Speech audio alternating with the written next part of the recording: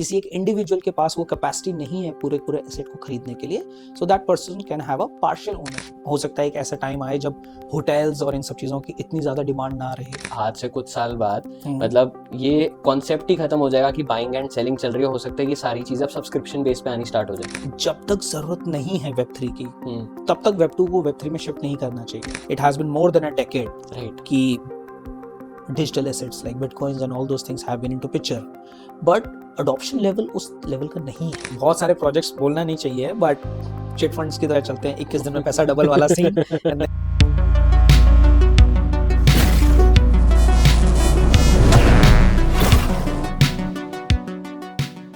Welcome to onramp money presents coffee with crypto part by material bitcoin.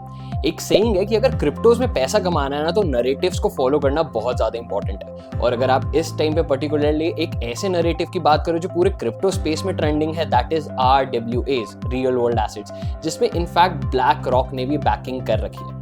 अब आज के episode में जो हमारे स्पीकर हैं, जब मैं उनसे पहली बार मिला था उन्होंने मेरी पूरी थिंकिंग इस पूरे नरेटिव के बारे में चेंज कर दी थी। And he is one of the most humble person जिनसे मैं आज तक मिला हूँ पूरी क्रिप्टो इंडस्ट्री में। तो ladies and gentleman, let me welcome you mister Vinod, the founder of cypher blockchain. Thanks Aryan. Coffee with crypto में आपका बहुत स्वागत है। Nice to be here. नहीं यार, बहुत अच्छा है, बहुत अच्छा लगा। तो अब ऑडियंस को RWS के बारे में मुझे लगता है थोड़ा सा ज्यादा आइडिया नहीं है, कि उन्हें पता है one of the most trending concept है, ट्विटर पे इतनी थ्रेड्स चल रही है। तो एक बार अगर आप सिंपल वर्ड्स में सिर्फ ऑडियंस के लिए ये एक्सप्लेन कर सकते हो कि RWS एक्चुअल में क्या होते हैं। सो आर्यन, आज की तारीख में जैसे कि मैंने बोला कि बहुत ज़्यादा हॉट टॉपिक है RW, राइट। Web3 इकोसिस्टम में एक ऐसा फेज आता है हर 1 साल 1.5 साल में दैट वी गेट टू सी, एक नया टॉपिक आता है और वो 1-1.5 साल तक चलता है, राइट। फिर उसके बाद फिर कुछ नया आता है, वो चलता है। बट हाँ, the good part is explore करने के लिए बहुत कुछ मिलता है। So lately after we saw DeFi देखा, हम सब लोगों ने DeFinance देखा, फिर उसके बाद NFTs का हम लोगों ने बहुत टाइम तक एक चलन देखा है, फिर RWAs आते हैं which is real world asset. ऐसी कोई भी चीज़ जिसको हम देख सकते हैं, छू सकते हैं, राइट, जिसको हम ओन कर सकते हैं, सिंपल टर्म में वो एक RW है, रियल वर्ल्ड एसेट है, राइट। वो एक, आप बोल सकते हैं, एक फ्लैट हो सकता है, एक अपार्टमेंट हो सकता है, एक बिल्डिंग हो सकती है, राइट, एग्जैक्टली। ये प्रॉपर्टी हो सकती है, एक बेसिक सा लैंड भी हो सकता है।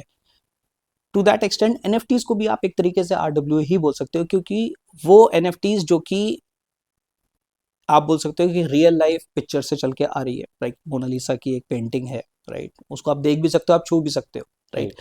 कल को अगर ऐसी कोई पेंटिंग को खरीदता है, 100% ओनरशिप भी लेता है, तो उसको ओनर बन जाता है, वो एक एसेट बन जाता है उसके लिए।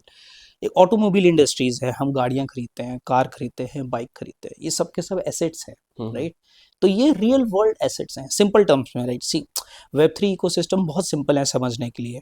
हमको क्या करना होता है, जो हम अपने एक हिंदी लैंग्वेज में बोलते हैं संधि विच्छेद, राइट। किसी भी टर्म को समझना है उसको बस आप ब्रेक डाउन कर दो, बहुत इजी है। बहुत सारे स्टूडेंट स्किप कर देते हैं, राइट। तो बैक टू स्कूल अगेन। तो किसी भी टर्म को अगर आप ब्रेक डाउन करते हो तो बहुत इजी है समझना, राइट। तो RW उसी में से निकल के आता है। हाँ, RWA ने एक बहुत बड़ा नैरेटिव चेंज कर दिया है कि किस तरीके से एक एसेट क्लास चीज को ओन किया जा सकता है, right. Let's try to understand इस चीज को भी। आज की तारीख में आप एक कार खरीदते हो, राइट, आप उसके 100% ओनर होते हो। साथ ही साथ आप एक लेवल पे जब डॉक्यूमेंट साइन करते हो उस कार को खरीदते हुए, तो आप एक नॉमिनी भी असाइन करते हो, just in case, right, touchwood does not happens, but एक इंडिविजुअल अगर नहीं रहता है इस दुनिया में, तो उस पर्टिकुलर एसेट की ओनरशिप किसके पास ट्रांसफर होगी, वो नॉमिनी हो जाता है, राइट। ऐसे ही हमारे पास अपार्टमेंट्स हैं, बिल्डिंग्स हैं, लैंड्स हैं, किसी भी एसेट्स की बात कर लो, सब में फॉर दैट सेक शेयर्स हो गए, स्टॉक्स भी हो गए। जब आप एक ब्रोकर के थ्रू शेयर्स या स्टॉक्स में भी आप इन्वेस्ट करते हो, आप उनको ओन करते हो, एक नॉमिनी भी असाइन करते हो। आप एक बैंक अकाउंट होल्ड करते हो, उसमें भी एक नॉमिनी असाइन करते हो, जस्ट इन केस अगर कुछ होता है तो उसकी ओनरशिप किसके पास जाएगी, राइट। अब रियल वर्ल्ड एसेट में ये वाला क्वेश्चन आता है कि ठीक है, आपने एक Web3 इकोसिस्टम में किसी एसेट क्लास को बाय कर लिया, 100% ओनरशिप तो कर ली, बट वो ओनरशिप आप डिफाइन कैसे करते हो, अपने वॉलेट एड्रेस से करते हो, राइट। एंड व्हेन वी से कि Web3 इकोसिस्टम में और आपके डिजिटल एसेट्स में जिसके पास प्राइवेट की है उसके पास ओनरशिप है उस एसेट की, right. So the famous saying once again, not your keys not your funds. Exactly. तो ये भी क्वेश्चन आता है कि उस केस में अगर आपने एक रियल वर्ल्ड एसेट को एक वेब3 इकोसिस्टम में ओन किया और कल को अगर आपको कुछ हो जाता है तो फिर ओनरशिप कौन होल्ड करेगा, until unless somebody have access to that particular private keys। और आज की तारीख में आई डोंट थिंक कि पर्सनल लेवल पे भी कोई प्राइवेट की शेयर करता होगा, राइट? नहीं सो करता। हमारी लाइफ में भी, राइट, हम अपने स्पाउस के साथ या फैमिली मेम्बर्स के साथ भी अपनी प्राइवेट कीज नहीं शेयर करते हैं। तो गेम बनता है पूरा पूरा स्मार्ट कॉन्ट्रैक्ट्स का। A smart contract can be triggered where in ownership जिसके पास है, राइट, वो अगर क्लेम नहीं करता है एक स्पेसिफाइड टाइम ड्यूरेशन में से।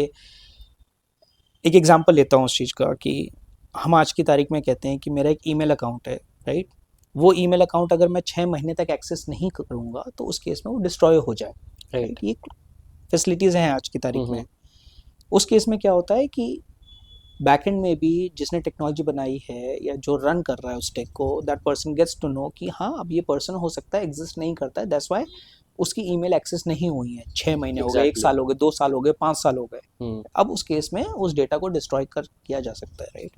ऐसे ही केस में स्मार्ट कॉन्ट्रैक्ट ट्रिगर किए जा सकते हैं कि अगर मैंने अपने पर्टिकुलर एसेट क्लास को एक्सेस नहीं किया 1 साल, 2 साल, 5 साल, उस केस में एक सेकेंडरी वॉलेट एड्रेस डिफाइन किया जा सकता है स्मार्ट कॉन्ट्रैक्ट के अंदर जिसके पास ओनरशिप ट्रांसफर की जा सके। तो हम बात कर रहे हैं एक नॉर्मल वेब 2 इकोसिस्टम में किस तरीके से चीज़ें चलती हैं एक नॉमिनी लेवल पे, और उस चीज़ को वेब 3 इकोसिस्टम में कैसे रेप्लिकेट किया जा सकता है, राइट।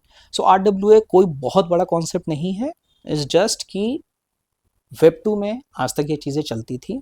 हम कोई भी एसेट खरीदते थे, हम उसके 100% ओनर होते थे। आज की तारीख में वेब 3 इकोसिस्टम वो सर्विस प्रोवाइड करता है वेरिन अगर किसी एक इंडिविजुअल के पास वो कैपेसिटी नहीं है पूरे पूरे एसेट को खरीदने के लिए, so that person can have a partial ownership in that particular asset class. से एक कार है जो कि 10 लाख की कॉस्ट करती है, बट मेरे पास पूरे 10 लाख नहीं है, मेरे पास सिर्फ 1 लाख रुपए हैं। 10 लोग मिलके आते हैं 1-1 लाख रुपए लेके, 10 लाख पूरा का पूरा कंट्रीब्यूट होता है, कार खरीद ली जाती है, and everybody have the same ownership, right. एक महीने एक चला लेगा, दूसरे महीने दूसरा चला लेगा, तीसरे महीने तीसरा चला लेगा। ये हो गया ऑटोमोबाइल इंडस्ट्री में। अगर हम बात करते हैं रियल एस्टेट इंडस्ट्री में, से एक अपार्टमेंट है, एक अपार्टमेंट 1 करोड़ का पड़ता है, 10 लोग 10-10 लाख रुपए लेकर आते हैं, राइट। सबने मिलके उस चीज को खरीद लिया। अब वही 1 करोड़ की प्रॉपर्टी को रेंट आउट कर दिया जाता है, जो भी रेंट आएगा सब में 10-10% शेयर बढ़ जाएगा। तो आप बोल सकते हो एक रिकरिंग इनकम बन सकती है उस चीज की। जैसे अगर अभी हमारी रियल एस्टेट में ऑलरेडी रीट्स करके फेमस हो रहे हैं। हाँ, राइट, जैसे रीट्स है, हाँ। सिमिलरली RWS भी है। अगर आपको रेंट पे नहीं उठानी अपनी प्रॉपर्टी, आप ओनरशिप सबके सब आप बोल सकते हो कि डिफाइंड है, सबके पास इक्वल ओनरशिप है। 1 महीना एक बंदा स्टे कर सकता है, दूसरे महीने दूसरा बंदा, तीसरे महीने तीसरा। ऐसे ही प्रॉपर्टीज़ आप बोल सकते हो किसी हिल स्टेशन पे या फिर बीचेस पे ली जा सकती हैं प्रॉपर्टीज़, और सब लोग अपने अपने हॉलीडे प्लान करके आके रह सकते हैं, राइट। सो हो सकता है एक ऐसा टाइम आए जब होटल्स और इन सब चीज़ों की इतनी ज़्यादा डिमांड ना रहे, लोग अपने बीच में ही ये पूरे के पूरे इंफ्रास्ट्रक्चर को डेवलप करके आगे बढ़ जाएं। तो मतलब हम ऐसा फ्यूचर एक देख सकते हैं जहां पर हम पार्शियल ओनरशिप रख रहे हैं सारी हाँ, चीजों में, एंड रादर देन हम बार बार जाके उसको रेंट आउट कर रहे हैं। Exactly, right. होटल्स में आपको देखना होता है, राइट, कि 5 स्टार प्रॉपर्टी है, 4 स्टार है, 3 स्टार है, कितना ज़्यादा रेंट है, उस पर इतने ज़्यादा टैक्सेस हैं, आपकी प्रेफर्ड डेट पे मिलेगा भी कि नहीं मिलेगा, ये सब भी चीज़ें, राइट। अब उसमें प्रॉब्लम ये है कि अगर एक मैं होटल्स की बात करूँ एक नॉर्मल सिनेरियो में, उसमें राइट। लाखों करोड़ों लोग हैं जो उस होटल को एक पॉइंट ऑफ टाइम पे बुक कर सकते हैं, right. Nobody can stop anyone. आप बोल सकते हो first come first serve basis पे वो फैसिलिटी चलती है, राइट। जिसने पहले बुक कर लिया उसके लिए वो हो गया, somebody who missed it, right. Flights में भी ऐसे होता है, आपने फ्लाइट का टिकट बुक किया, आपने अपना वेब चेक इन किया, आपने सीट बुक कर ली, राइट, विंडो सीट बुक कर ली, अब जिसकी छूट गई उसकी छूट गई। तो वैसे ही अगर एक ऐसी प्रॉपर्टी है जो कि 10 लोगों ने मिलके ली है, तो सिर्फ और सिर्फ उन 10 लोगों के बीच में ही नेगोशिएशन होगा, लाखों लोगों के बीच में नहीं होगा। तो 10 लोग अपना अपना एक एक मंथ प्रेफर कर सकते हैं, राइट। हम ऐसे इंडस्ट्री में है जहाँ पे ऑलमोस्ट 365 डेज काम चलता है, 7 दिन चलता है, 24 घंटे चलता है, राइट। राइट। कोई 9 to 6 की जॉब नहीं होती है, कोई सैटरडे संडे फिक्स ऑफ्स नहीं होते हैं, राइट। तो इस केस में कोई जनवरी में प्रेफर कर सकता है हॉलीडेज लेना, कोई फेब में कर सकता है, कोई मार्च में कर सकता है। एंड देन 10 लोगों के बीच में एक आप बोल सकते हो कि स्टैंडर्डाइज वे में डिसीजन लेना आसान है, रादर देन लाखों लोगों के बीच में compete करना कि वो होटल मेरे को मिलेगा या नहीं मिलेगा। तो आपने जो अभी एक्सप्लेन करा कहीं ना कहीं वो एक एडवांटेज भी है कि हमारा वो कंपटीशन कम हो रहा है, अगर एक राइट, रिस्ट्रिक्टेड ग्रुप है सिर्फ वही आपस में नेगोशिएट कर सकता है रादर देन हम पूरी पॉपुलेशन के साथ डील पॉपुलेशन करें। का कम्पीट कर बट रहे हैं। कहीं ना कहीं डिसएडवांटेज भी बन सकता है अगर जैसे आपने वो मंथ बेसिस पे बताया तो, कि अगर आज एक को चाहिए कल एक को चाहिए। एग्जैक्टली, देखो हो सकता है हम्म, जहाँ पे प्लस पॉइंट्स होते हैं वहाँ पे नेगेटिव पॉइंट्स भी होते हैं, राइट। व्हाट इफ दिसंबर का मंथ है, राइट, मैं हॉलीडेज पे जाना चाहता हूँ और दिसंबर के मंथ में आप भी जाना चाहते हो, राइट। हम्म, आपकी भी फैमिली कह रही है कि ठीक, क्योंकि सिर्फ और सिर्फ आपकी छुट्टियाँ नहीं है, right. You have a family, you have a spouse, you have your kids.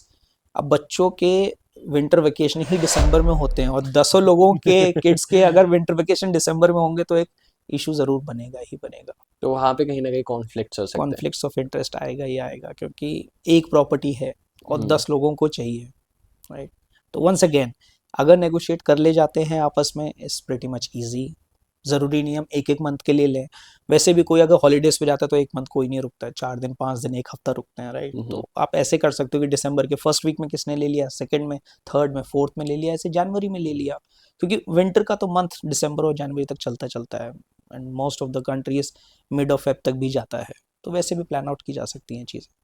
अगर मैं अभी इसी स्टेटमेंट को थोड़ा सा टॉपिक से हटके थोड़ा सा एक्सपैंड करता हूँ, हम्म। अगर हम वर्ल्ड इकोनॉमिक फोरम की बात करते हैं तो जो उनके चीफ थे उन्होंने एक स्टेटमेंट बोली थी कि आज से कुछ साल बाद हम्म। मतलब ये कॉन्सेप्ट ही खत्म हो जाएगा कि बाइंग एंड सेलिंग चल रही हो सकता है ये सारी चीज़ें अब सब्सक्रिप्शन बेस पे आनी स्टार्ट हो जाए। तो मतलब ये जो उनका कॉन्सेप्ट था वो वेब 3 पे ही पॉसिबल हो पाएगा या वेब 2 केपेबल है इस चीज़ को सपोर्ट करने के लिए? सी आर्यन, व्हाट आई फील ना कि जब तक ज़रूरत नहीं है वेब 3 की, हम्म, तब तक वेब 2 को वेब 3 में शिफ्ट नहीं करना चाहिए। आज की तारीख में आई सी बहुत सारे फाउंडर्स हैं जो कि एक वेब 2 इकोसिस्टम में वेब 3 में लाना चाहते हैं, राइट। राइट। बट मेरा ये मानना है अगर वेब 2 इकोसिस्टम उस चीज़ को 100% सफिशेंट मॉडल में केटर कर सकता है तो उसको वेब 2 में ही रहने दो। Hmm, by the end of the day it's all about experience, right. Right. अगर आप एक्सपीरियंस चेंज करोगे तो आपका यूज़र एक्विजिशन खो जाएगा, राइट। आपके रिकरिंग कस्टमर्स खो जाएंगे। अब इस चीज़ को ऐसे समझते हैं, let's say for an example एक ओटीटी प्लेटफॉर्म है नेटफ्लिक्स, राइट। नेटफ्लिक्स हमसे चार्ज करता है क्लोज टू से $7 $8 अ मंथ। हम्म, अब बहुत लोगों के लिए एक साल का सब्सक्रिप्शन लेना इजी नहीं होगा, इसलिए वो मंथली सब्सक्रिप्शन पे जाते हैं। राइट। कुछ लोग प्रेफर करते हैं कि मंथली सब्सक्रिप्शन के बजाय एक साल का सब्सक्रिप्शन ले लेते हैं एनुअल और फिर झंझट खत्म, कॉस्ट सेविंग भी हो राइट। जाता है। The same thing goes with से अमेजोन प्राइम हो गया, हम्म, हमारे पास डिज्नी हॉटस्टार हो गया, उनके एनुअल सब्सक्रिप्शंस होते हैं और लोग एनुअल सब्सक्रिप्शन लेना प्रेफर करते हैं। राइट। नेटफ्लिक्स थोड़ा कॉस्टली है इसलिए मंथली सब्सक्रिप्शन अवेलेबल है, उस वजह से हर किसी की पॉकेट में भी आ जाती हैं वो चीज़ें, हम्म, राइट। रादर देन स्पेंडिंग से $80 और $100 एक साथ, आप $8 देना प्रेफर करोगे, राइट। राइट। क्योंकि सारी कहानी कंटेंट की भी है ओटीटी पे, राइट। ज़रूरी नहीं है कि 12 महीने पूरा का पूरा कंटेंट उस हिसाब से आता रहे। अब नेटफ्लिक्स इसलिए एडवांटेज प्लेटफॉर्म है क्योंकि उसके पास पूरे मंथ में अच्छा खासा कंटेंट है और कंटेंट रिन्यू होता रहता है। अमेजोन प्राइम पे और डिज्नी हॉटस्टार पे इतने जल्दी जल्दी कंटेंट चेंज नहीं होता है, हम्म, राइट। इसलिए हो सकता है कि अगर वो मंथली सब्सक्रिप्शन मॉडल लेकर आते हैं तो कस्टमर नहीं रुकेगा ज़्यादा टाइम के लिए, वो 1-2 महीने रुकेगा, उसको कंटेंट नहीं मिल रहा है वो छोड़ देगा वो वाला प्लेटफॉर्म, राइट। राइट। इधर आप कंटेंट लेके आ जाओ, इधर आप पूरा का पूरा एक साल का सब्सक्रिप्शन या फिर लाइफ टाइम मॉडल सब्सक्रिप्शन आते हैं, सॉफ्टवेयर आते हैं फॉर दैट सेक, राइट। बहुत सारे लोग से माइक्रोसॉफ्ट ऑफिस है, राइट, एनुअल सब्सक्रिप्शन नहीं लेते हैं, कोई लाइफ टाइम सब्सक्रिप्शन कीज ले लेते हैं क्योंकि वो हर साल फिर से रिन्यू करने का झंझट में नहीं पड़ना चाहते हैं, right. The same thing goes as you asked कि क्या वेब 2 इकोसिस्टम वाली चीज़ें वेब 3 इकोसिस्टम में अगर आती हैं, क्या ज़रूरी हैं? सबसे पहला तो क्वेश्चन यही है यही है। कि क्या ज़रूरी है या नहीं है? अब जैसे कि इंडस्ट्री है, जैसे गेमिंग की इंडस्ट्री, राइट? आज जाके मैं किसी प्रो गेमर को बोलता हूँ कि हम अच्छा एक सेकंड, ऑडियंस को शायद ये चीज़ नहीं पता है, विनोद खुद एक गेमर भी है। थैंक्स यार। नहीं यार, seriously gaming is something that I am pretty much passionate about. We do have a small gaming studio out here as well, right. ज़्यादा बड़ा नहीं है बट हाँ, we do have a team who is building a game. तो game is something which have always excited me and I wanted to work around it and that's the reason Cypher hmm, build हुआ। तो जैसे कि मैं बात कर रहा हूँ गेमिंग इंडस्ट्री की भी, अगर आप किसी अच्छे गेमर को बोलते हो कि हम एक वेब 3 इकोसिस्टम लेकर आ रहे हैं, राइट नाउ। अब वेब 3 में आप वॉलेट कनेक्ट कर लोगे, राइट, आप गेम खेलोगे तो गेम के जितने भी रिवॉर्ड्स हैं उसको इन कैश कर लोगे। तो यहाँ पे I would like to take a pause. Why? क्योंकि जो प्रो गेमर है वो एक्सपीरियंस के लिए गेम खेलता है, वो Right. मॉनेटरी टर्म्स के लिए नहीं खेलता है, राइट। गेमर वो है जो कि अपने दरवाजे की कुंडी बंद करके 8-8 10-10 घंटे खेलेगा जब तक उसके पेरेंट्स दरवाजा पीट पीट के ये नहीं बोल देंगे कि भाई खाना भी बन गया खाना भी बन गया या फिर रात हो गई है, right. A gamer doesn't know कि बाहर अंधेरा हो रहा है कि उजाला हो चुका है, एएम है या पीएम है, कोई मतलब नहीं है उनको, उनको सिर्फ गेमिंग एक्सपीरियंस से मतलब है। तो अगर ऐसे लोगों को ज़बरदस्ती वेब3 में लेके आओगे तो कोई नहीं आएगा, राइट। तो आई वुड से कि वेब 2 से वेब 3 का शिफ्ट बहुत लंबा कर्व रहेगा लाइफ में, it will take a huge time. और एग्जाम्पल शायद हमारे पास आज की तारीख में है, right. It has been more than a decade right. कि digital assets like bitcoins and all those things have been into picture, but adoption level उस लेवल का नहीं है। अगर मैं बात करता हूँ 2000 से 16-17 की, जहाँ पे डिमोनेटाइजेशन इंडिया में आया, तो वहाँ पे अडॉप्शन लेवल बहुत ज़्यादा था एक यूपीआई सिस्टम को लेके, कैशलेस इकोनॉमी Economy. क्रिएट करने के लिए इंडिया के अंदर। क्योंकि अडॉप्शन इसलिए आया क्योंकि किसी भी यूज़र के पास और कोई ऑप्शन था ही नहीं, राइट। जब आपके पास कैश नहीं है तो आप क्या करोगे, Exactly. Right. You need some way or the other in order to do the transactions. तो इसलिए कैशलेस इकोनॉमी बन पाई आज की तारीख में। आज की तारीख में हम 5 रुपए 10 रुपए के ट्रांजेक्शन के लिए भी फ़ोन निकालते हैं, राइट, कैश नहीं कैरी करते। अब इस इकोनॉमी के भी एडवांटेजेस ही ज़्यादा हैं, आई वुड से, डिसएडवांटेज तो नहीं अब रह गए इतने। एडवांटेजेस हैं कि आपको कैश कैरी नहीं करना है, एडवांटेजेस हैं कि आपको एटीएम नहीं जाना है आज की तारीख में, right. I seriously don't remember कि कितना टाइम हो चुका है कि एटीएम पे या सिंपली बैंक गए हुए, right. Everything has become digital. एक बैंक अकाउंट ओपन करने के लिए भी मेरे को बैंक जाने की ज़रूरत नहीं है, राइट। फ़ोन पे आप ऑनलाइन ऐप ही हो जाता है, डाउनलोड कर लो, केवाईसी भी ऑनलाइन हो जाती ई है। केवाईसी हो जाती है, आधार लिंक्ड है, सारी चीज़ें। तो ये जो शिफ्ट है, ऐसा ही शिफ्ट अगर हमें वेब 2 से वेब 3 में देखना है, तो व्हाट वी नीड टू सी कि सबसे पहली बात तो एजुकेशन उस लेवल पे हो, right. Awareness rather than education, I would से अवेयरनेस, जो कि लैक करती है। एंड वंस अगेन आरडब्ल्यूए भी एक बहुत हॉट कॉन्सेप्ट है आज की तारीख में, बहुत पॉजिटिव एनर्जी के साथ आगे बढ़ रहा है। But the only thing that is pulling the particular RWA sector is कि लोगों के दिमाग में या फिर लोगों के आसपास वो नॉलेज अवेलेबल नहीं है इस चीज़ को लेके, इसलिए अडॉप्शन नहीं हो पा रहा, राइट। जैसे अभी आपने मेंशन करा कि आरडब्ल्यूएस, जो अभी आपने एक बहुत बड़ा डिसएडवांटेज बताया कि अगर 10 लोग मिलकर एक प्रॉपर्टी खरीद भी लेते हैं और अब उनमें ये कॉन्फ्लिक्ट हो सकता है कि मुझे पहले महीने चाहिए या किसी और को वो पहले महीने चाहिए, किसको राइट। दिसंबर में चाहिए जब वो हॉलीडे सीजन हो जाता है, तो कहीं ना कहीं अभी भी डिसएडवांटेज रहेगा और इसकी अभी भी मैं कहूँगा प्रॉब्लम सॉल्व मार्केट में आनी ज़रूरी है। कि लाइक अगर फॉर एग्जांपल वो हॉलीडे सीजन में चाहिए तो उस इन्वेस्टर को थोड़ा सा हो सकता है ज़्यादा अमाउंट पे करना पड़े। तो इस चीज़ के लिए मैं एक सोल्यूशन वैसे प्रपोज करता हूँ, hmm. Right, through your channel here, right. Coffee with crypto. Coffee with अच्छा, क्रिप्टो। आपने कॉफी तो ली नहीं अभी मैं अभी लेता हूँ कॉफ़ी। तो the only reason why I'm suggesting this particular solution, I'm not sure that how much viable this concept will be, but somewhere or the other अगर किसी फाउंडर के दिमाग में क्लिक करता है ये प्रोडक्ट बनाने के लिए, तो एक मार्केट प्लेस क्रिएट किया जा सकता है प्रॉपर्टीज़ को लेके। एक प्रॉपर्टी के 10 ओनर हैं, दूसरी प्रॉपर्टी के अगले 10 ओनर, तीसरी प्रॉपर्टी के अगले 10 ओनर, ऐसे ही 1000-2000 ओनर्स ने मिलके आप बोल सकते हो 100-200 प्रॉपर्टीज़ अलग अलग ली राइट। हुई हैं। उसके बाद उसका पूरा एक मार्केट प्लेस क्रिएट किया हुआ है। अब मान लो मेरे को मनाली में जाना है और स्टे करना है 1 हफ्ते के लिए या 1 महीने के लिए, एक प्रॉपर्टी अवेलेबल नहीं है, तो हो सकता है दूसरी प्रॉपर्टी अवेलेबल है मेरी स्पेसिफिक डेट्स की डिमांड पे। Bye the end of the day मेरे को जाना तो मनाली है ना, राइट। राइट। मेरे को तो स्नो कवर्ड माउंटेन्स देखने हैं ना। अब मैं एक होटल से देखूं या दूसरे होटल से देखूं, दिखेगी वही हाँ, बर्फ। 19-20 का फर्क हो सकता है एक व्यू पे कि कैसा व्यू है। बट हाँ, अगर मैं होटल से बाहर निकल के या फिर बालकनी में बैठ के अगर वो व्यू एंजॉय करना चाहता हूँ तो व्हाई नॉट।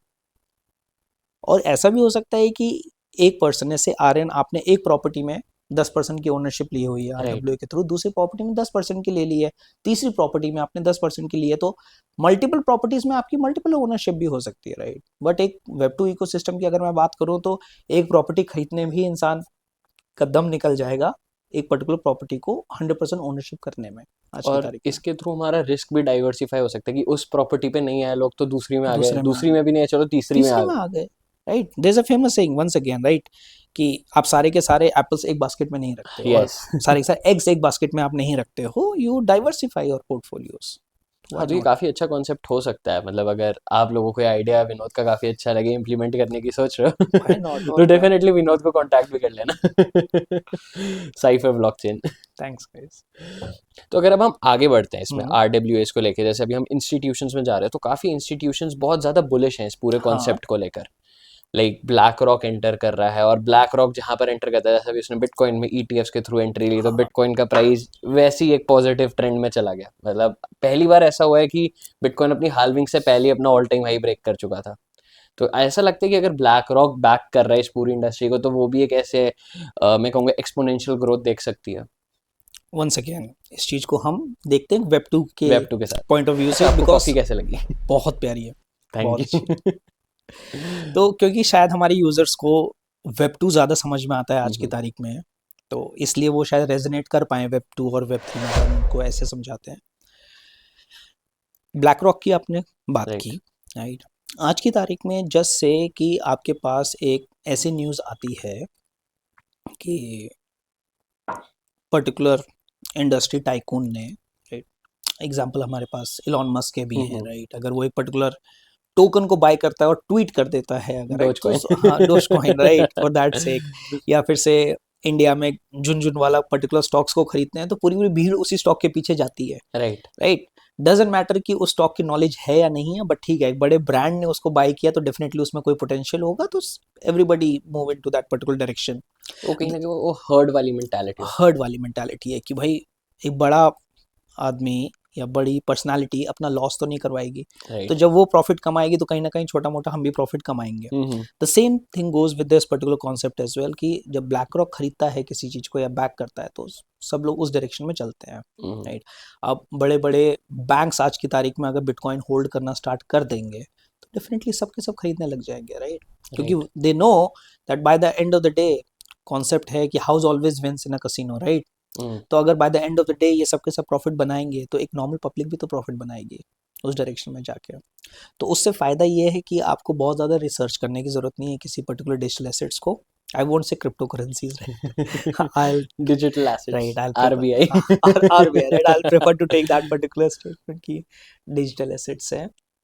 तो हाँ, एक पर्टिकुलर ब्रांड का किसी चीज़ को बैक करना एक पॉजिटिव सिग्नल होता है मार्केट में, और पब्लिक उस डायरेक्शन में मूव करना ज़्यादा प्रेफर करती है।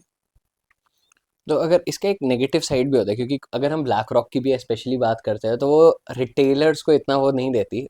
ब्लैक रॉक का ऑफ कोर्स मेन पर्पस होता है हमें अपने इन्वेस्टर्स के लिए और अपने लिए पैसा अंडरस्टूड। कमाना है। बेशक से हम रिटेलर्स को पहले थोड़ा इस इकोनॉमी में लेकर आए और उन्हीं पे डंप कर दें, क्योंकि अगर मैं ऐसे फाइनेंशियल इंस्टीट्यूशंस की बात करूँ जो हम्म। टॉप है, जैसे ब्लैक रॉक हो गया, जेपी मॉर्गन हो गया, हाँ। ये इतने बड़े हैं और ये जानबूझ के कहीं ना कहीं रिटेलर्स के साथ भी खेलते हैं, क्योंकि इन्हें रिटेलर्स चाहिए होते हैं जहाँ पे अपना पैसा डंप कर सके। तो मतलब कुछ इस तरीके से भी हो सकता है। ठीक है, ये बहुत स्पेक्यूलेटेड क्वेश्चन है। स्पेकुलेट्स फॉर दैट से एक माइक्रो स्ट्रेटजी भी है, राइट, हाँ। कि they started grabbing every bitcoin that was available to them. अगर आप इसको इस कॉन्सेप्ट से देखो आर्यन, कि जब भी मार्केट डंप होता है, right, these are the people who start herding all those digital assets, right. Right. अभी 70 क्रॉस करके गया बिटकॉइन, फिर 62 पे आया, राइट। तो 70 से 62 का जो डाउनफॉल है उसमें ज़्यादातर रिटेलर्स हैं जो कि अपना प्रॉफिट बनाने की कोशिश करते हैं, right, hmm. Because they think, क्योंकि उन्होंने हाफिंग देख ली है 3-4 बार, राइट, हम्म। दे नो कि हाफिंग के अराउंड डंप आएगा आएगा, तो मार्केट में जितना प्रॉफिट हुआ है वो कमा के तो निकल जाओ। राइट। बहुत सारे लोग मेरे से ये भी कहते हैं कि बिटकॉइन एक टाइम पे, विनोद, $1 के नीचे था, मतलब से 80 सेंट्स का था, राइट। हम्म। अगर तब हमें मिल जाता, राइट, और आज $70,000 पे है, right, we would not be millionaire, rather billionaires in that case. Right. उनके लिए मेरे तरफ से जवाब ये है कि जब वो 80 सेंट का बिटकॉइन था ना, तो 80 सेंट से तो $70,000 की जो जर्नी है वो हार्डली इक्के दुक्के लोगों की होगी। नहीं करते जर्नी लोग। ऐसे होती है, 80 सेंट का था, $8 पे आके बेच दिया होगा, एग्जैक्टली। राइट, पैसा बहुत 10x बहुत 100x एग्जांपल्स है करके। ऐसे। बहुत एग्जांपल्स हैं, बहुत एग्जांपल है उस चीज को लेके मार्केट के अंदर, क्योंकि मार्केट में इतनी लंबी जर्नी हार्डली किसी ने देखी है, बहुत कम लोग होंगे। फॉर दैट से जो एंटरप्राइज लेवल के इंस्टीट्यूशंस हैं, राइट, से माइक्रो स्ट्रेटजी हो गया हमारे लिए, ब्लैक रॉक हो गया, ये लोग हैं जो कि होल्ड करना ज़्यादा प्रेफर करेंगे, राइट, क्योंकि इन्होंने, आप बोल सकते हो कि मार्केट टेस्ट कर ली है उस लेवल पे, और मार्केट टेस्ट से भी ज़्यादा मैं बोलूँगा बैटल टेस्ट कर ली है, हम्म। राइट। दे नो डंप आएगा, और वो एक फेजेस है डंप का जो आता ही आता है, right. Right. You can't have एक कैंडल सिर्फ और सिर्फ ग्रीन हमेशा नहीं रह सकती है, there has to be red वाली कैंडल और आएगी आएगी, रिटेलर्स को लगता है कि वो हमेशा ग्रीन जाएगा। ग्रीन जाएगा, राइट। क्योंकि सबको पैसा कमाना है, राइट? चाहे वो फिर एंटरप्राइज लेवल के हों, चाहे वो रिटेलर्स हों, चाहे छोटे मोटे $100-200 लगाने वाले भी हों, हर कोई चाहता है कि उनका $100 $1 मिलियन हो जाए। बट कहानी ऐसी नहीं होती है। कहानी ऐसी होती है कि जब उनका $100 $200 $300 $1000 होता है, वो मार्केट एग्जिट कर जाते हैं, एग्जैक्टली राइट? ऐसे बहुत सारे एग्जांपल्स हैं, आपके भी बहुत है, सर्कल में होंगे, मेरे भी सर्कल में है। हम सबके सर्कल में है। ऐसे बहुत ही कम होते हैं, मतलब मैं शायद ही मैं आज तक किसी से मिला हूं कि इसने इतने लंबे टाइम के लिए होल्ड कर रखा होगा। क्योंकि मैंने वो टाइम देखे हैं, राइट? बिटकॉइन 17 लाख 20 लाख पे जाता है, फिर बिटकॉइन 2.5 लाख 3 लाख पे आ जाता है, राइट? 90% के आसपास का डाउनफॉल है। कौन रुका होगा? नहीं कोई नहीं रुकते करता, लोग, नहीं रुकते लोग। और वो लॉस में सेल भी करके चले जाते करते हैं। हैं, करते हैं। सी दे वांट कि वो अपना लॉस मिनिमाइज कर रहे होते हैं, राइट? एक तरीके से। ठीक है भाई, मैंने 1 लाख रुपए लगाया था, वो गिरते गिरते 90 आया, 80 आया, 70 आया, 60 आया, 50 आया। अब डर आ गया कि भाई 50 से भी अगर नीचे चला गया तो कुछ भी नहीं बचेगा, बेच दो, right? तो और उस उनके केस में बेचती मार्केट ऊपर चली जाती है।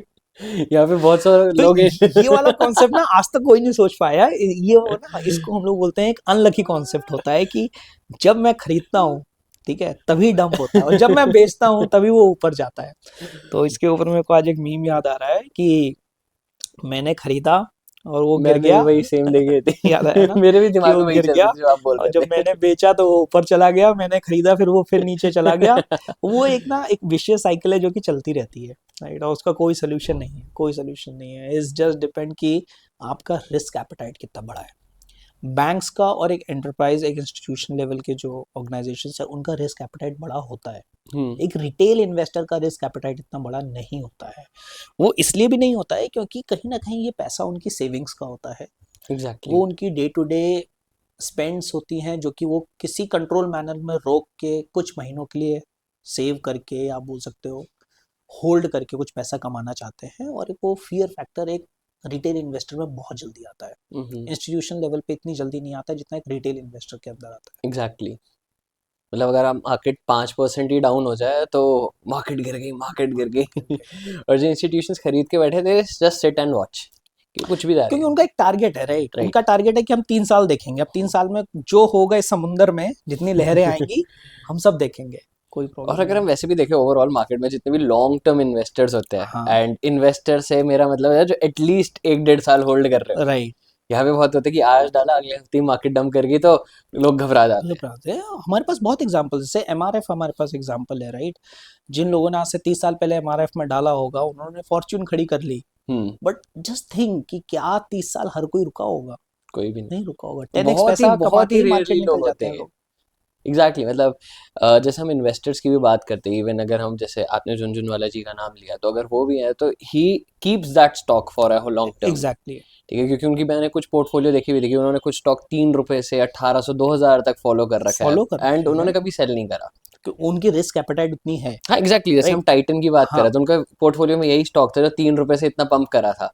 तो मतलब उन्होंने टाइटन का स्टॉक होल्ड कर रखा है। और अगर मेजोरिटी, अगर मैं अपनी भी बात करता हूँ, उस हम्म। टाइम पे जब मेरे पास टेक्निकल एनालिसिस या फंडामेंटल एनालिसिस की कोई नॉलेज नहीं थी, मेरे शायद वो 3 रुपए दस हम्म। रुपए भी पहुंचे होते, मैं सेल आउट कर चुका होता। 10 पे तो 30 पे तो करते हैं, 10x बना लेते, आप सोचते भाई बहुत बना लिया। हाँ। तो ये वाला है एक सीन। और शायद इसका कोई सोल्यूशन भी नहीं है, रिटेल इन्वेस्टर के फियर का ना कोई सोल्यूशन नहीं है। बट अब पता है, अब जैसे नॉलेज हो गई तो अब मैं इस फियर का फायदा उठाता हूँ, क्योंकि अब मुझे पता है एक वो ग्रीड एंड फियर वाली चीज। हाँ। जब रिटेल इन्वेस्टर्स बहुत ज्यादा कूद रहे होते हैं, आई एम द पर्सन जो मार्केट को शॉर्ट कर रहा होता है। लॉन्ग और और जब शॉर्ट वो करना तो आना और जब चाहिए। वो बेच रहे होते हैं, आई एम द पर्सन जो लॉन्ग कर रहा होता है मार्केट। एंड एक्चुअल में काम करता है, अगर किसी को नॉलेज नहीं भी हो। हाँ, ये चीज़ बहुत ज़्यादा काम करती है, क्योंकि कुछ फंडामेंटल है वो रहेंगे रहेंगे, राइट?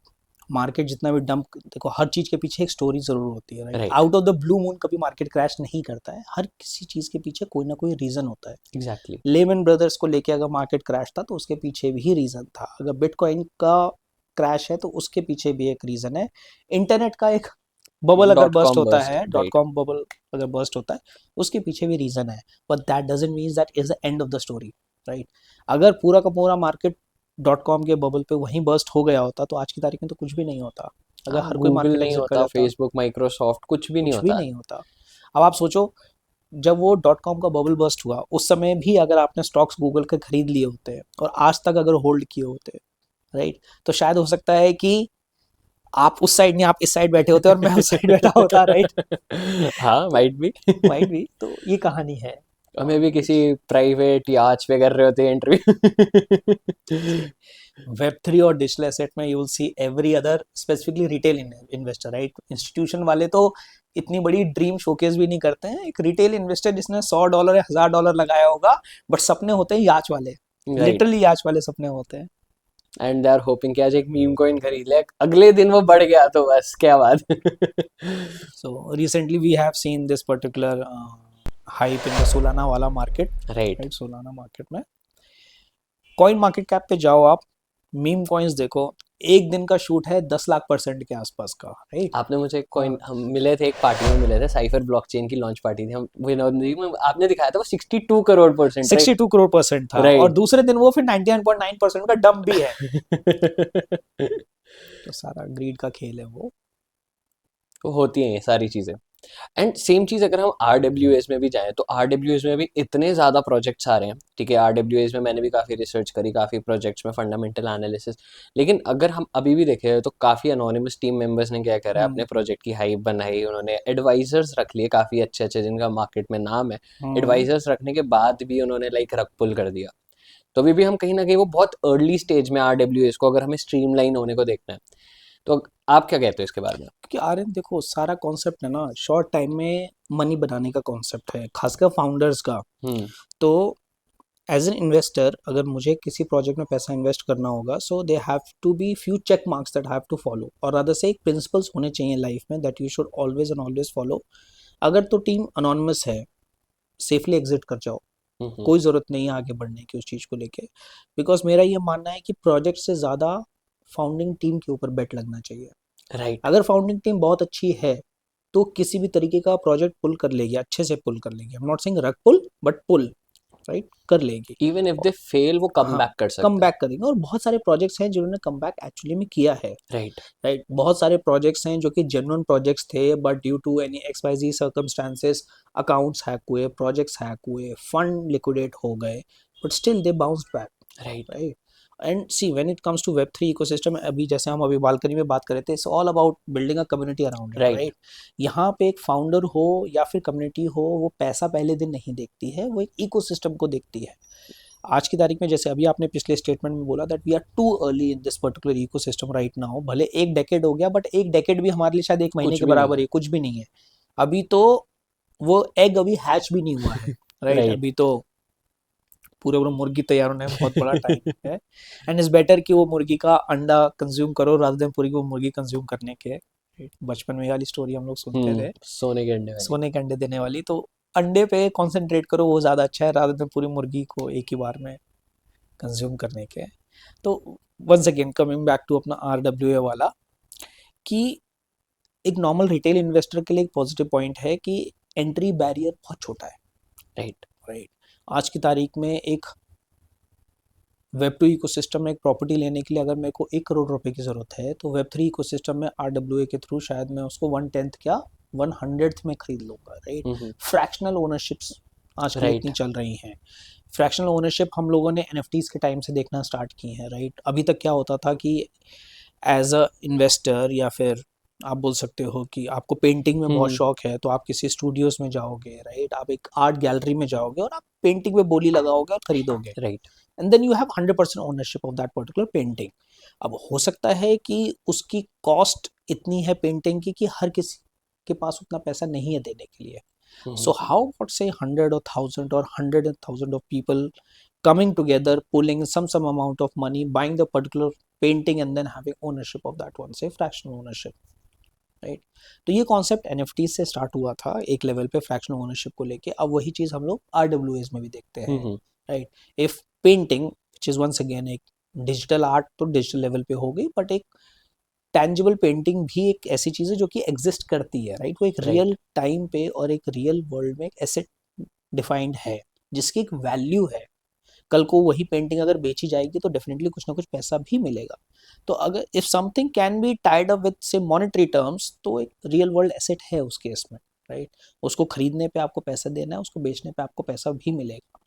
तो जो पहले सिर्फ एक इंसान खरीदता था, आज की तारीख में हजारों लाखों लोग उसकी ओनरशिप कर सकते हैं। राइट। राइट, तो रियल वाई फिर वो अगर वो चीज़ एक पेंटिंग में हो सकती है तो व्हाई नॉट इन प्रॉपर्टीज में, रियल एस्टेट में। राइट, एंड इन्वेस्टर्स के लिए वो एंट्री साइज भी कम हो जाता है। बहुत कम हो जाता है। राइट, एंड देन वो कह भी सकते हैं कि यार हम भी ओन करते हैं इस चीज़ को। Right, right, exactly. अब मैंने आज कुछ की तारीख में दुबई में एक विला खरीदना शायद पॉसिबल नहीं होगा हर किसी के लिए, बट हाउ अबाउट सेइंग कि यार एक फ्रैक्शनल ओनरशिप है, मैं साल में 365 दिन तो नहीं रहूंगा बट एक हफ्ते भी जाके रह लूंगा। एग्जैक्टली। टोकन 2049 चल रहा है, अभी जाके मेरे को होटल्स की टेंशन नहीं लेनी पड़ती वहां पे कि होटल बुक करना है। मेरे पास एक RWA के थ्रू एक प्रॉपर्टी है जो कि फ्रैक्शनल ओनरशिप में है, जाओ एक हफ्ते के लिए रहकर चले आओ। Just think about it like an Airbnb, यार गए और एक हफ्ता रुक के चले आ गए, किसको 365 दिन रहना है उस प्रॉपर्टी पे। राइट। इवन मैंने कुछ होटल्स भी देखे थे जब ये कॉन्सेप्ट करें कि आपने होटल्स में इन्वेस्टमेंट करा है तो आपके RWS आ गए, तो आप उस होटल की कुछ ओनरशिप रखते हो। रखो, एंड आप वहाँ जाके, जैसे आपने बोला कि मुझे जाना है इस टाइम पे, तो आप जैसे अभी टोकन 2049 चल रहा है तो आप उस होटल में पर्टिकुलरली चले गए, आपका कमरा वहाँ पे ऑलरेडी बुक है, आपको कुछ अब एक्स्ट्रा तो अमाउंट नहीं आपने देना। होटल का बहुत अच्छा कॉन्सेप्ट दिया यार। सो से let's imagine from this particular point of view कि मैं एक इवेंट हो रहा है दुबई में और मैं जाके एक हफ्ते के लिए होटल बुक नहीं करता हूँ, मैं जिस होटल में फ्रैक्शनल ओनरशिप रखता हूँ उसी में जाके स्टे कर लेता हूँ। तो पहला तो हो गया, मेरा रेंट बच गया। राइट। दूसरा, राउंड द ईयर उस होटल में अब लोग आते रहेंगे, रेंट पे करेंगे, उस रेंट का भी कुछ ना कुछ फ्रैक्शन उन सब फ्रैक्शनल ओनरशिप जिसके पास है उनके पास डिस्ट्रीब्यूट होता रहेगा। तो राइट। कहीं ना कहीं एक रिकरिंग इनकम भी आती है उस चीज को लेके। पैसिव इनकम हो गया। पैसिव इनकम हो गई, और वो झंझट भी नहीं कि आपको होटल बिल्कुल स्क्रैच से खड़ा करना है, आपको कुछ नहीं बहुत बड़ी करना आपको। इन्वेस्टमेंट, बस आपने बस इन्वेस्टमेंट अमाउंट दिया, वहाँ पे मैनेजमेंट टीम है and they are taking care of everything. तो मतलब ये होटल्स वगैरह में इवन बहुत सारी चीज़ों में हम देख सकते हैं, लेकिन मैं कहूँगा शायद माइंडसेट शिफ्ट होने में भी टाइम टाइम लगेगा। लगेगा, अभी एक्सप्लोर सिर्फ और सिर्फ रियल एस्टेट इंडस्ट्री हुई है, कुछ हद तक ऑटोमोबाइल इंडस्ट्री हुई है, बाकी कॉन्सेप्ट्स आने में टाइम लगेगा, एक्सप्लोर करने में टाइम लगेगा, फाउंडर्स को आप बोल सकते हैं आउटसाइड द बॉक्स जाके सोचने में भी टाइम लगेगा कि और किन किन चीज़ों को हम इस चीज़ में लेकर आ पाएंगे। जैसे अभी आपसे बात करते हैं मुझे एक रैंडम आइडिया आया कि जैसे हम शादियों के लिए कपड़े खरीदते हैं, ठीक है, हम हम्म, कितनी बार पहनते हैं साल में? एक बार। साल में, लाइफ में एक बार। ओके, तो ठीक है, आपकी शादी हो रही है, मैं इनवाइटेड हूँ। हाँ ठीक है। ठीक है, तो जैसे अगर मैंने नया सूट लिया तो शायद मैं एक बार पहनूंगा एक साल हाँ, में, या फिर नेक्स्ट ईयर किसी और की शादी होगी तो राइट, उधर पहन लिया। तो अगर हम कहीं ना कहीं ऐसे क्लोथिंग इंडस्ट्री को भी RWAs में ला सके तो मतलब। ला सकते हैं आर्यन, बट ये वेब 2 इकोसिस्टम में एग्जिस्ट करता है ये हाँ वाला जी। कॉन्सेप्ट। राइट, आप वेडिंग वाली ड्रेसेस और ये सब चीज़ों आप रेंट आउट करते हो, तो ड्रेस एक बार बनाई जाती है बट उसको एटलीस्ट अगर 100 लोग भी यूज़ कर लेते हैं तो आप वंस अगेन एंट्री बैरियर छोटा हो गया, राइट। अफोर्ड कर लेंगे लोग। और जिसने वो एक्चुअली में बनाई थी, जिस टेलर ने या जिस भी हाउस ने वो चीज़ बनाई थी, उसके पास भी बहुत ज़्यादा पैसिव इनकम आती गई। हो सकता है कि उसने बनाई वो ड्रेस 10,000 में थी, बट जब 100 लोगों ने उसको यूज़ किया तो एंड आते आते उसके पास 10,000 नहीं बल्कि 1 लाख रुपए की इनकम हुई, तो उसने भी अपना पैसा बना लिया। राइट। तो देखो, माइंड्स बहुत ब्राइट है लोगों के पास, इट्स जस्ट कि पीपल हैव टू थिंक कि इन चीज को कहाँ कहाँ यूटिलाइज किया जा सकता है और कौन कौन से यूज केसेस निकल के आ सकते हैं। ओके। वंस अगेन, प्रोडक्ट वही सर्वाइव करेगा मार्केट में जिसके पास एक रियल लाइफ यूज केस होगा। हाइप की नाव बहुत लंबी नहीं जाती है। right? एक बुल साइकिल टिक जाएंगे ज्यादा से ज्यादा। बस बस, इससे ऊपर तो मैंने कोई भी प्रोजेक्ट सर्वाइव होते हुए नहीं देखा है ऐसे। नहीं नहीं नहीं, बहुत रेयरली होंगे। अच्छा, इंफ्रास्ट्रक्चर लेवल के प्रोजेक्ट सर्वाइव करते हैं लंबे, वंस अगेन वेब 2 में भी करता है। Right, we have right. AWS है हमारे पास, वल्चर है, डिजिटल ओशन है, माइक्रोसॉफ्ट अजूर है, नेटफ्लिक्स है, ये सब लंबे चलेंगे क्योंकि एक इंफ्रास्ट्रक्चर लेवल की लेयर पे चलते हैं चीज़ें, पूरा राइट। इंफ्रास्ट्रक्चर तैयार है। राइट, ये सिर्फ आने और जाने वाला खेल नहीं है।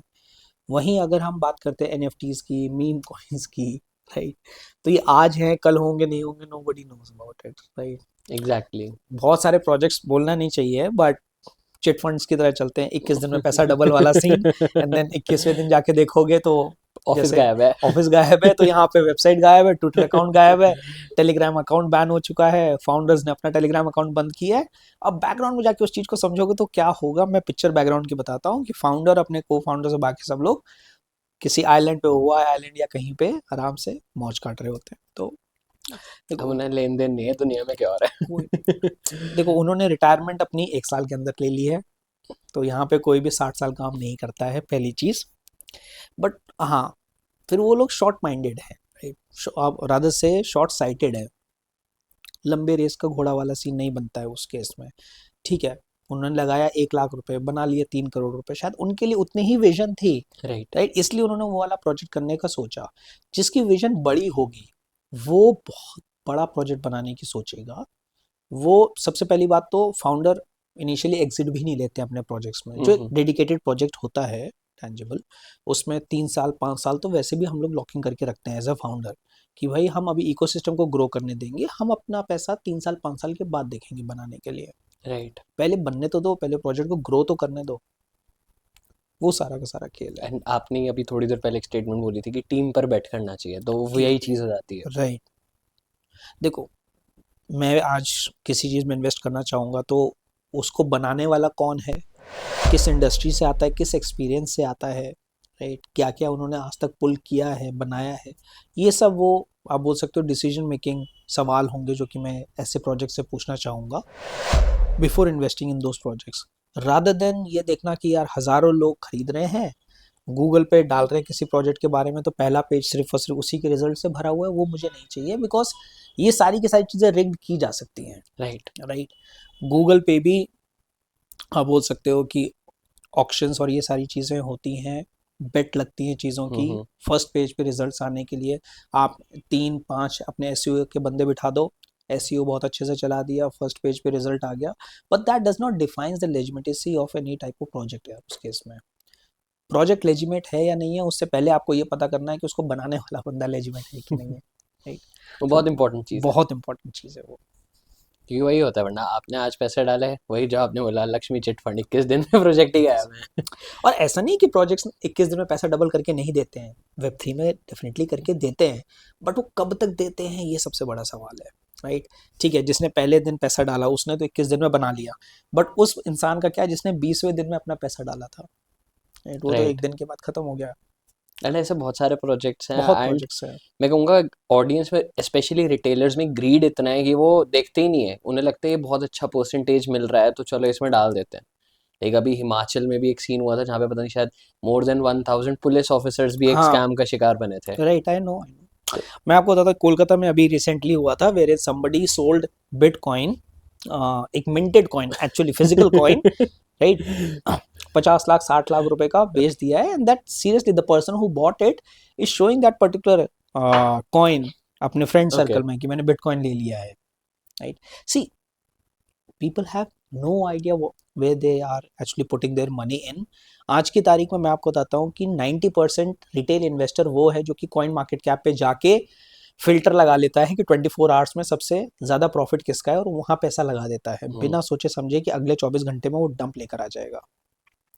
तो जैसे आपने बात की थी फंडामेंटल एनालिसिस की, लोग नहीं करते हैं। नहीं करते। लोग सिर्फ और सिर्फ हाइप के पीछे जाते हैं। लोग सिर्फ और सिर्फ ट्विटर पे देखते हैं, इंस्टाग्राम पे अगर बैक टू बैक किसी प्रोजेक्ट की अगर रील दिख रही है तो वो सोचते हैं कि यार ये पैसा लगाने वाली चीज़ है। वो गलत है।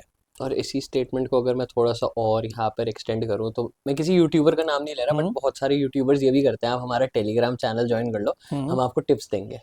एंड ऑडियंस भागती वहीं पर ही है क्योंकि उन्हें लगता है हमारे लिए वो क्विक मनी मेकिंग स्कीम है, बट अगर हम उसे लॉन्गर पर्सपेक्टिव में देखें तो मेजोरिटी लोग वहाँ पे पैसे ही कमाते हैं। पैसे ही कमा। सी, हम बात अगर करते हैं एमएलएम कॉन्सेप्ट की भी बात करते हैं, राइट। पैसा कमाने वाले वही लोग हैं जो इनिशियली में एंटर कर जाते हैं। बाकी लोग तो वही हैं जो कि एंटर करते हैं और अपने फ्रेंड सर्कल और फैमिली को बेचना स्टार्ट कर देते हैं, क्योंकि उनको नहीं पता है कि और कहाँ जाएंगे वो।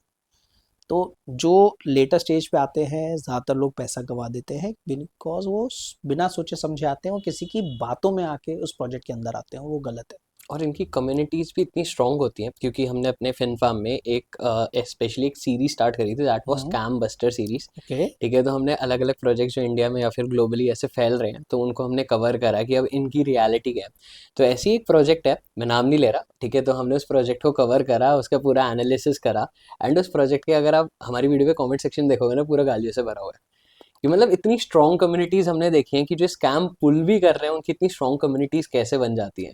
क्योंकि लोगों को मतलब ऐसे ब्लाइंड फोल्ड कर देते हैं वो कि भाई हमारा ही सब कुछ है। मैं इससे मेरे को याद आता है कुछ साल पहले when I was more over like a developer and not a entrepreneur journey पे नहीं आया था तब तक। So there was one project that I came across और वो डोनेशंस के ऊपर था। Donation in the sense concept ऐसा था कि वंस अगेन मैं भी नाम नहीं लूंगा, हाँ ठीक जी। है, और इंडिया का ही नहीं था, डेफिनेटली इंडिया से बाहर बांग्लादेश का प्रोजेक्ट था वो। And then the concept was कि आज की तारीख में आप किसी एनजीओ या किसी भी नॉन प्रॉफिट के लिए डोनेट करते हो, वो पैसा पूरा पूरा पहुंचता नहीं है ग्राउंड लेवल पे, right. So what they wanted the complete ये वाला ecosystem to get it build on blockchain की इस पे, ताकि ट्रेसेबिलिटी रहे राइट, कि भाई पहुंचा पैसा है, पहुंचा है। राइट। अब कॉन्सेप्ट को अगर इस तरीके से समझे आ रहे हैं कि फाउंडर ने तो ये बोला कि इसको ब्लॉकचेन पे इसलिए डाल रहे हैं कि ट्रांसपेरेंसी रहे कि पैसा कहाँ जा रहा है। हम्म, बट एक अगर इंडिविजुअल के माइंडसेट से सोचो, आप अगर पैसा डालते हो, डिपॉजिट करते हो, आपको कैसे पता है कि वो एंड में जाके ग्राउंड लेवल पे ही पहुंचा है या फाउंडर के वॉलेट में जा रहा है? राइट, यू नेवर वो नो, तो हम ट्रेस नहीं कर राइट। सकते, हम ये कर सकते हैं कि वो जा रहा है पैसा। जा रहा है, आप बस ये देख सकते हो कि जा रहा है, हम्म, कहाँ जा रहा है, कहाँ लैंड कर रहा है, कुछ नहीं पता। और मैं आपको आज लिख के देता हूँ, 2 हफ्ते बाद चेक करोगे वो किसी ना किसी एक्सचेंज के हॉट वॉलेट में ही जाएगा, ठीक है, लिक्विडेट होने के लिए। अच्छा, सबसे ताज्जुब वाली बात यह है कि जो इन्वेस्टर पैसा डाल रहा था उस प्रोजेक्ट में, किसी को उसका रिटर्न नहीं चाहिए था, क्योंकि डोनेशंस में आपको रिटर्न नहीं चाहिए होते हैं, राइट, राइट। इज जस्ट कि आपको किसी ने एक ऐसा इशू बता दिया जो बहुत प्रेसिंग इशू है, विच नीड्स फंड्स, राइट, आगे बढ़ने के लिए। चैरिटी के लिए। चैरिटी, सिंपली चैरिटी, डोनेशन ज़्यादा मैं चैरिटी बोलूंगा उस चीज़ को। चैरिटी में किसी को कोई रिटर्न नहीं चाहिए होता है, राइट, वो एक आप बोल सकते हो एक सेल्फ सेटिस्फैक्शन होता है इंसान के दिल से कि भाई मैंने डोनेट कर दिया, मैंने चैरिटी कर दी। तो अगर आप इसको एक बिग पिक्चर से समझो, रिटेल इन्वेस्टर एक प्रोजेक्ट में पैसा डाल रहा है जिसको पैसा वापस नहीं चाहिए, राइट। और फाउंडर कोविड के टाइम पे सिर्फ एक गांव में जाके बैनर लगा दे रहा है, राइट, और कुछ मास्क बांट दे रहा है, कंबल बांट दे रहा है, उसके फोटो डाल के अपने इन्वेस्टर्स को दिखा दे रहा है कि हाँ हमने चैरिटी कर दी आगे। लाखों करोड़ों रुपए आया उस प्रोजेक्ट में, जो कि कभी इन्वेस्टर्स को रिटर्न नहीं चाहिए होगा, राइट। कुछ साल प्रोजेक्ट चलता है, फिर वेबसाइट भी बंद होती है, टेलीग्राम भी अकाउंट बंद होता है, ट्विटर अकाउंट बंद होता है, और कोई भी उस चीज पे एक सवाल भी नहीं उठाता है क्योंकि वो चैरिटी था। वो बंदे की नीयत खराब थी। ये मतलब अगर आपने वो चैरिटी के लिए रेस करा है तो आइडली वो चैरिटी में जाना चाहिए, बट आप किसी की नीयत नहीं जज कर सकते उस टाइम पे। तो जब ये ना ग्लोबल स्केल पे ऐसे प्रोजेक्ट्स बनते हैं ना, लोग कहते हैं कि ब्लॉकचेन सिक्योर है, अग्री, ट्रांसपेरेंसी है, आई अग्री, बट आप ऐसे समझो कि इन्वेस्टर को किस लेवल की ट्रांसपेरेंसी चाहिए। हम्म, सिर्फ एक कॉन्सेप्ट बता देना कि सिक्योर है और ट्रांसपेरेंसी है, that does not fulfils the agenda, right, right. क्योंकि एज एन इन्वेस्टर आपने तो पैसा डाल दिया और आप पैसा वापस मांग भी नहीं रहे हो। आप तो ये सोच रहे हो कि एज एन इंडिविजुअल आपने $100 डाले, ठीक है, और सामने से आपको दिख रहा है कि एक चैरिटी हुई जो कि शायद 1000-2000 डॉलर की थी। बट आप ये भी तो सोचो कि आपके जैसे लाखों लोगों ने 100-100 डॉलर डाला था, तो शायद $1 करोड़ में से हो सकता है $1000 खर्च हुए होंगे चैरिटी में, 10,000 डॉलर खर्च भी हुए होंगे, राइट। उसके बाद भी क्लोज टू, आप बोल सकते हो कि एग्जैक्टली।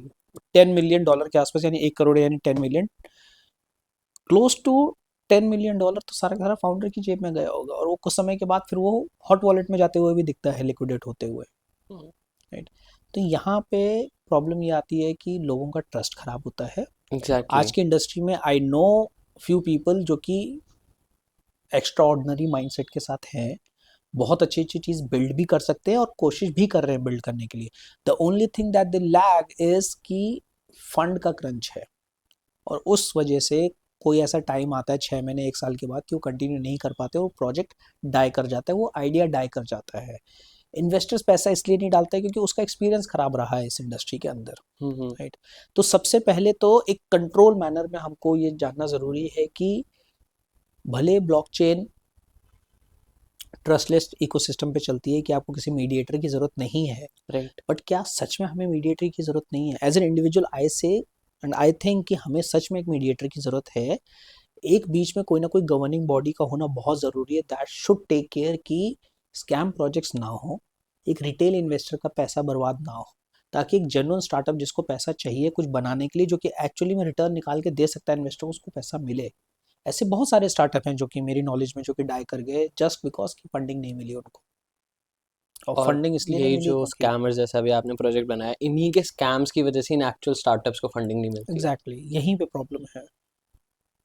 और ये काफ़ी सीरियस कंसर्न भी है, क्योंकि अगर मैं वेब 3 इंडस्ट्री की बात करूँ, हम अभी भी एक ग्रे एरिया में ही है, कोई एग्जैक्टली हाँ, रेगुलेशंस नहीं है। कोई regulation, right, see it's not illegal, at the same time it's not legal, मैं तो ये राइट, बोलूंगा एक ऐसी थिन लाइन है बीच में जिसमें हम ट्रैवल कर रहे हैं। हमें पता ही नहीं है हम जो चीज़ कर रहे हैं वो सही कर रहे हैं, गलत कर रहे हैं। कंप्लायंस के हिसाब से एग्जैक्टली कंप्लायंस के हिसाब से, राइट। क्योंकि एज एन इंडिविजुअल हम सोचते हैं कि सही है, राइट। क्योंकि इंडिया में बैन नहीं है, राइट। बट कहीं ना कहीं अगर उस प्रोजेक्ट के साथ कुछ ऊंच नीच होती है तो फिर बहुत लंबे जाते हैं उस केस में फिर सब के सब, राइट।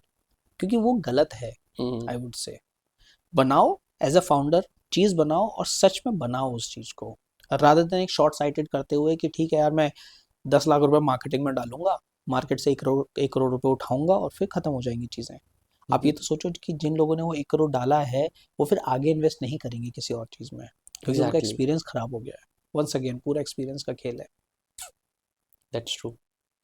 तो मैं खुद ऐसे लोगों से मिला हूँ जो आप एग्जांपल दे रहे हो, मैं खुद इतना रिलेट कर सकता हूँ इस चीज़ पे। तो अब कंटिन्यू करने से पहले, लाइक लास्ट हम्म। क्वेश्चन पर जाने से पहले, मैं आपके साथ एक रैपिड फायर राउंड करना चाहूंगा, ठीक है? ओके।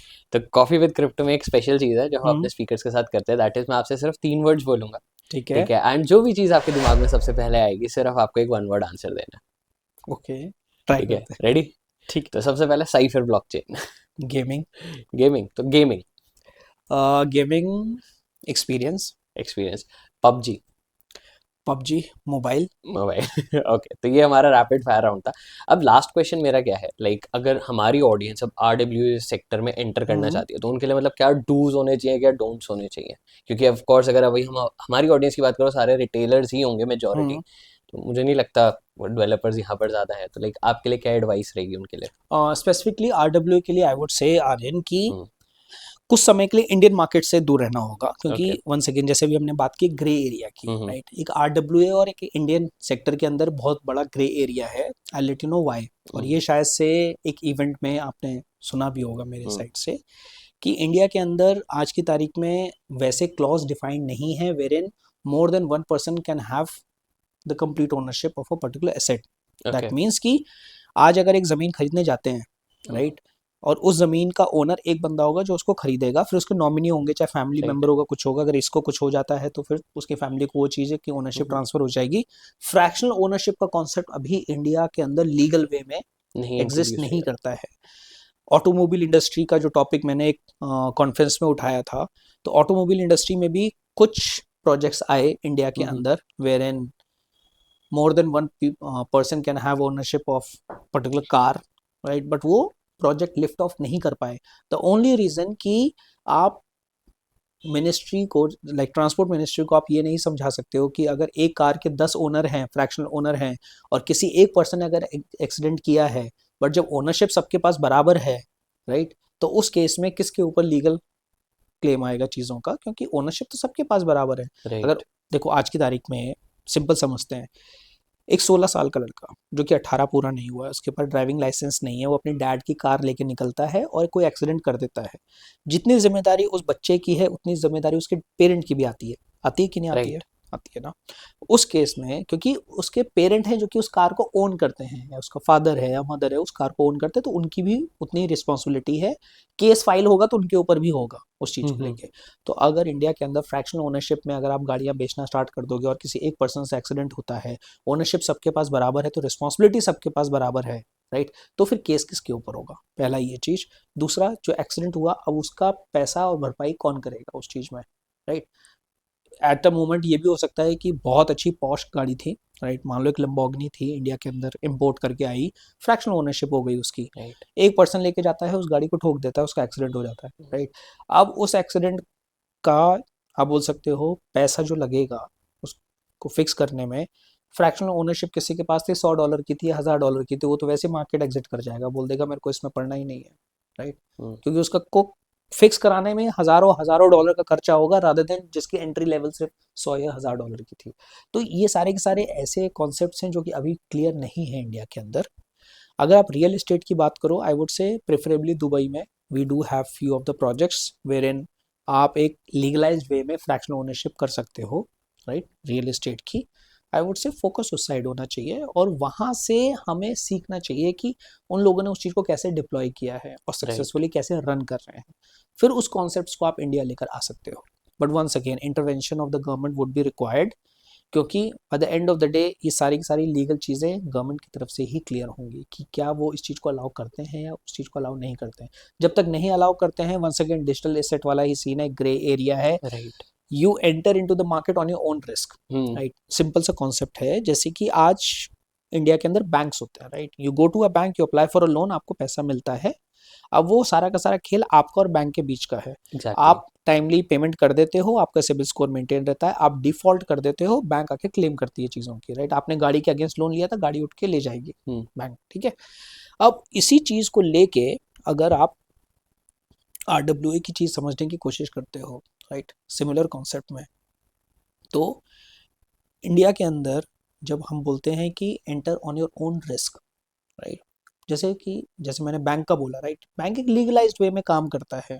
अगर उसका कस्टमर कुछ डिफॉल्ट करेगा तो bank can take a legal action.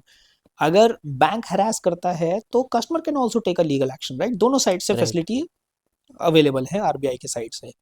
But इनके अलावा भी एक कॉन्सेप्ट इंडिया के अंदर चलता है जो कि इंडिविजुअल लेवल पे ब्याज पे पैसे देने का चलता है, राइट। कि से अगर आपको पैसों की ज़रूरत है, आप मेरे पास आते हो, मैं कहता हूँ कि यार मैं 2% पे दूंगा आपको, but in reality I am not a bank, right. But फिर भी मैं एक लोन वाला प्रोसेस आपके साथ डील करने जा रहा हूँ, where in I give you some capital like a principal amount and you give interest on that particular. But कल को अगर आप पैसा नहीं देते हो तो उस केस में फिर मैं किसके पास जाऊँगा? मेरा अगर पैसा डूबता है तो मैं किसके पास जाऊंगा? किसी के पास नहीं जा सकता, क्योंकि मैं इस ट्रांजैक्शन में अपने खुद के रिस्क पे आया था, राइट। आपके ऊपर ट्रस्ट करता था, इसलिए मैंने आपको पैसा दिया, राइट। कल को अगर ऐसा होता है कि आपने मुझसे पैसा लिया, आपने सारा पैसा वापस मेरे को कर दिया, बट आपने उसके अगेंस्ट में कोई कोलैटरल मेरे को दी थी और मैं कोलैटरल वापस भी नहीं कर रहा हूँ आपको, वंस अगेन लीगल साइड आप इसलिए नहीं जा सकते क्योंकि आप अपने रिस्क पे मेरे साथ आए थे, राइट। तो इंडिया के अंदर RWA का कॉन्सेप्ट पूरा का पूरा enter on your own risk है। इस समय आपको एंटर करना है तो पूरा पूरा अपने रिस्क पे आना पड़ेगा, क्योंकि कोई हेल्प करने नहीं आएगा आपके लिए, क्योंकि कोई भी लीगल क्लॉज डिफाइंड नहीं है इसके आगे अराउंड अभी। तो it will take some time. हम देखते हैं कि इंडिया में कैसे इवॉल्व करेगा। सॉरी, लर्निंग शायद बाहर से ही आएगी। वो कंट्रीज जिन्होंने इसको सक्सेसफुली इम्प्लीमेंट कर लिया है, सक्सेसफुली रन कर रही हैं, शायद हमें वहाँ से सीखना पड़ेगा और फिर इंडिया के अंदर इम्प्लीमेंट करना पड़ेगा चीज़ों को। तो it will take time. Say personal thoughts, सारा का सारा Web3 इकोसिस्टम इंडिया के अंदर it will take time to actually evolve. अभी तो सिर्फ शुरुआत हुई है, राइट। तो वी हैव टू सी आगे से कैसा दिखता है ये।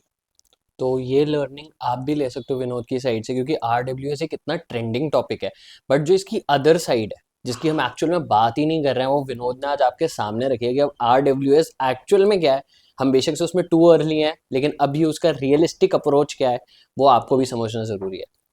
Thank you Vinod, coffee with crypto आने के लिए आपका बहुत बहुत शुक्रिया। आपके लिए गिफ्ट भी है, that is from material bitcoin, a crypto hardware wallet.